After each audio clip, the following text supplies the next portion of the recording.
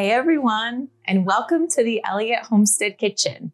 I'm Shaye Elliott, and we're gonna do something awesome today, like we do every time we get together in the kitchen. But before that, if you are a home cook who's wanting to hone your skills, maybe be a little bit more inspired in the kitchen or learn some new things, I want you to go check out our cooking community at cook@theelliottHomestead.com. We're rolling out all kinds of fun things. And if you're not familiar with the community, it's where I send you recipes in the mail every single month. But for those of you who aren't in the US, fear not, because there's also a digital membership available for you. Also, if this video just moves a little too fast for you, or if you'd like a printable recipe about what we're going to make today, be sure to check out the blog post that's in the show notes below the video, because that'll link you right over to the blog. You can print it out and have it at the ready. It is tomato time here on our little farm, and this is a time I wait for every year because it's delicious and because I want to make exactly what I'm going to show you today. This is how I preserve a lot of my tomatoes every year. The bonus is that it doesn't require any water canning or really any measurements on your part whatsoever. The downside is that these need to be stored in the refrigerator, but so what? It's worth the space. I promise you that. My very favorite time to go and gather up all the tomatoes is right in the early morning, because this is before the sun has come up, before a bunch of the bugs come out. And usually I can go out and get all the work done before the kids get out of bed, but they find you some days.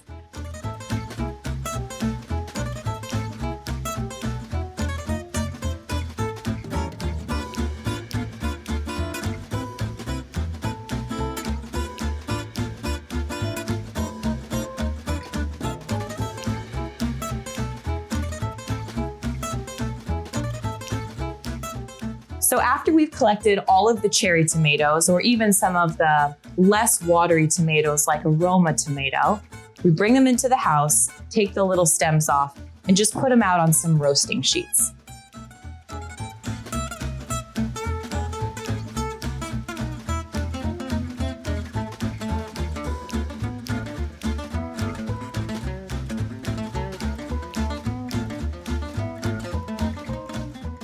After that, we give them a little drizzle of olive oil, a little sprinkle of salt. And this time I got to use that really special, really delicious Tuscan herb salt that we made together a few weeks ago. So these are really fragrant and yummy now. These go into a 400-degree oven for about 20 minutes. And not only does that roasting really boost their flavor and add all that gorgeous color, but it also helps them to release their juices, which is what we want, because we're going to be packing them into jars with some seasonings and some olive oil. And this way of doing tomatoes will actually make them keep like all through the winter, even into next spring. So this is primarily how I preserve all of my tomatoes, except for the ones that I sun dry or dehydrate for a different use. So we've got our tomatoes here. They're roasted with a little olive oil and salt. And this almost shouldn't be a recipe because it's really, really easy. But it is a technique that I had to have shown to me, and that's why I want to show it to you. I think we steer away from preserving things because we think it's a lot of work.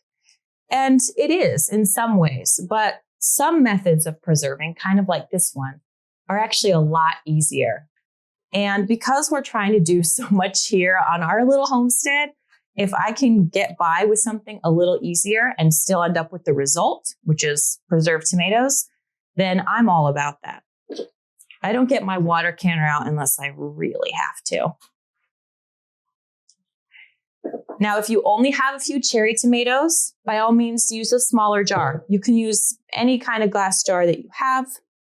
And if you don't grow cherry tomatoes, now would be the perfect time to stock up on some from the farmer's market, because good cherry tomatoes are hard to find year round.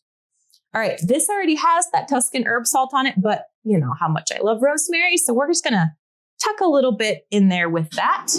And because I have it, a couple of bay leaves. And then just steal this knife here. I'm gonna add in just a couple cloves of garlic, because what these tomatoes are gonna do is sit and marinate in their juices and with this garlic and the rosemary and olive oil all through the winter in the refrigerator.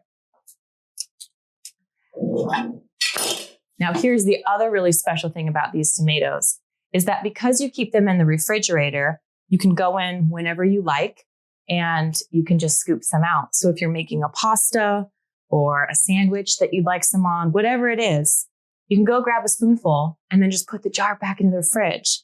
So there's only one special technique you really need to remember with these tomatoes, because air will decompose your food. That's not what we want, obviously. So we have to keep air out of these tomatoes. And there's really two ways we do that. One of them is by roasting them so that they release their juices, because if we press them down, you can kind of see they got their juices there. But to make sure that they're sealed for sure, and that's what's going to help them to keep long-term, is we're going to cover them all in olive oil. Now, it's going to use a lot, so find a good big old bottle that you can use. The good news is it doesn't go to waste, because then when you scoop your tomatoes out to make your pasta, you can just grab some of that olive oil too. So we end up using it all anyway. Oh, that was perfect. This is a 1/2 gallon glass jar. And we are going to squish. Lovely sound, right? So these are perfect little juicy tomatoes. This is a Roma blend and Sun Gold, which is absolutely bar none my very favorite tomato. And I grow them almost exclusively just for this recipe, because I love having this pop of summer in the middle of winter.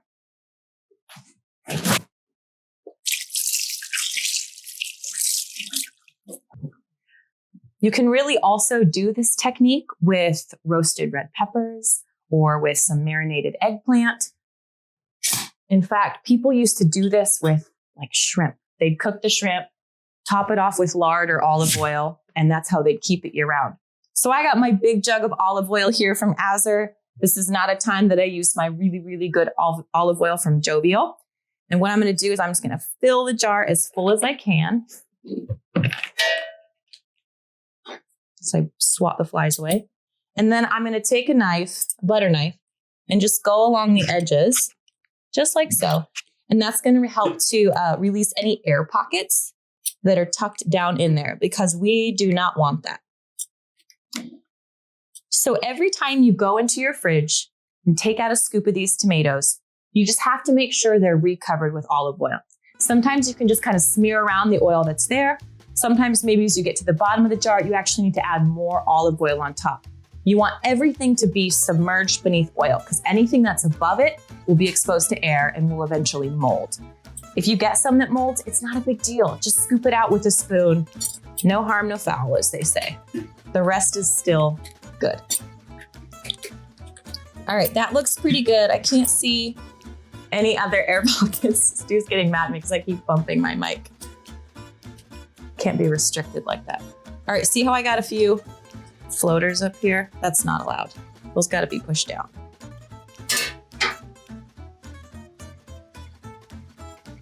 All right. And that looks pretty good and pretty full.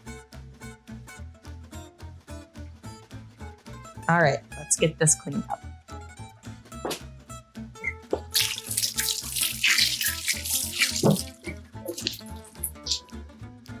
Take a little bit of time to wipe the edge of your jar clean, because repeat with me now, anything that's exposed to air will mold. So if there's any tomato chunks or anything like that, we don't want that. And I know it seems silly, but you do have to label these, because you're gonna put them in the back of your fridge and you're gonna eat them slowly over the winter time. And I promise you, you will forget what they are. I know every year I play this game with myself and I think, surely this is the year when I can remember, and I don't. And so there you have it. Olive oil packed preserved cherry tomatoes that will literally last you until next tomato harvest. So happy preserving, my friends. Cheers.